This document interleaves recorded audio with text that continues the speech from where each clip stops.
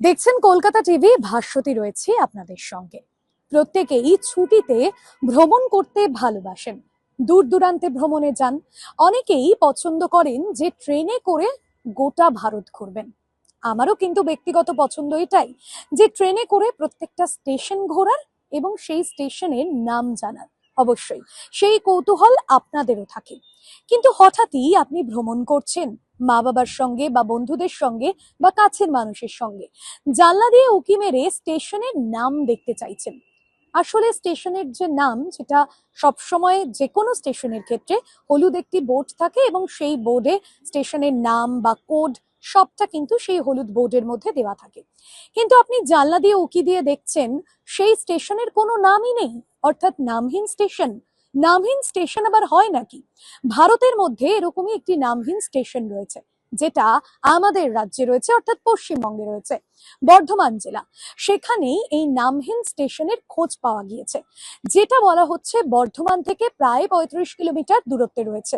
কিন্তু কেন এই স্টেশনের আজও কোনো নামকরণ করা হয়নি? ভারতীয় রেলের তরফে এই স্টেশনটি 2008 সালে প্রতিষ্ঠা করা হয়েছিল। তারপর থেকে যে স্টেশনের নাম ছিল রায়নগর। এবং এই স্টেশনে গিয়ে আপনি যদি অন্য কোথাও যেতে চান, সেখানে যে টিকিট আপনাকে স্টেশন মাস্টারের থেকে কাটতে হবে, সেই টিকিটের মধ্যেও কিন্তু লেখা রায়নগর।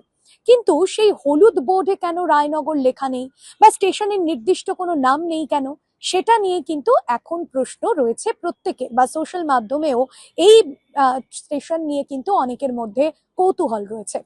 বলা হচ্ছে রায়না এবং রায়নগর, যেটি দুটি গ্রামই বর্ধমানের সীমান্তে রয়েছে, এবং দুটি গ্রামের মাঝেই কিন্তু এই রেল স্টেশনটি রয়েছে।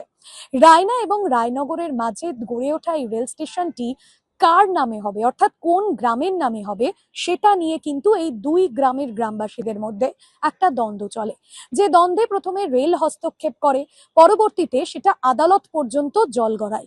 কিন্তু আদালত রায় দিতে দেরি করায় এখনো পর্যন্ত সেইটা নামহীন অবস্থাতেই পড়ে রয়েছে। কারণ এই যে দ্বন্দ্ব, যেটা একেবারে সাধারণ মানুষজন তারা অতিষ্ঠ হয়ে পড়েন, এবং পরবর্তীতে রেলের তরফেও কিন্তু তারা যথেষ্ট বিরক্ত হয়ে একেবারে এই নামের যে বোর্ড বা সাইনবোর্ড সেটাই তারা সরিয়ে দেন, এবং তারপর থেকে এই স্টেশনের নাম পুরোপুরিভাবে নামহীন অবস্থায় থাকে।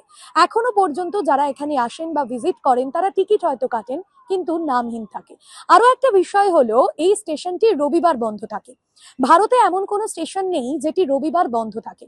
শুধুমাত্র এই স্টেশনটি নামহীন হওয়ার কারণে রবিবার বন্ধ থাকে। কারণ স্টেশন মাস্টারকে সারা সপ্তাহের যে রেকর্ড, অর্থাৎ যারা যারা এখান থেকে ভিজিট করেন, যারা এখান থেকে টিকিট কাটেন, সেটা বর্ধমান শহরে গিয়ে জমা দিতে হয় তাকে। আর এই যে স্টেশন, যেখানে দিনে 6বার ট্রেন থামে, বাঁকুড়া মশাগ্রাম বলে একটি লোকাল রয়েছে, সেটি এখানে থামে, এবং আরো বেশ কিছু ট্রেন থামে দিনে 6বার। রাতে সেভাবে এখানে কোনো ট্রেন আসে না। তবে এই রায়না আর রায়নগর, যেখানে বলা হচ্ছে যে সাধারণ গ্রামবাসীদের মতামত যে রায়নার একটা জমি নিয়ে এই স্টেশনটি গড়ে উঠেছিল, আবার রায়নগরের গ্রামবাসীরা তারা পাল্টা দাবি করেন যে তাদের জমিতেই নাকি এই রেল স্টেশন গড়ে উঠেছিল। আর এই আতান্তরের মধ্যে পড়েই সাধারণ যাত্রীরা তারা এখনো পর্যন্ত এই স্টেশনে পা রাখলে সংকোচ বোধ করেন, যে এই স্টেশনটা কি সেই নামহীন স্টেশন, যেখানের কোনো খোঁজ নেই বা যেটার কোনো রকম কোনো নাম নেই। তবে এখান থেকে এই রায়নগর নামে টিকিট বুক হয় সব জায়গায়। আর আপনিও যদি এই স্টেশনটি ভিজিট করেন, আপনারও কিন্তু সেই হলুদ বোর্ডে যদি আপনি নাম জানতে চান কৌতূহলী মন নিয়ে, আপনি অবশ্যই নাম পাবেন না। আজকের এই বিষয় এখানে শেষ করব। এরকম অন্যান্য আরো খবরের জন্য দেখতে থাকুন কলকাতা টিভি, রাত দিন 7 দিন।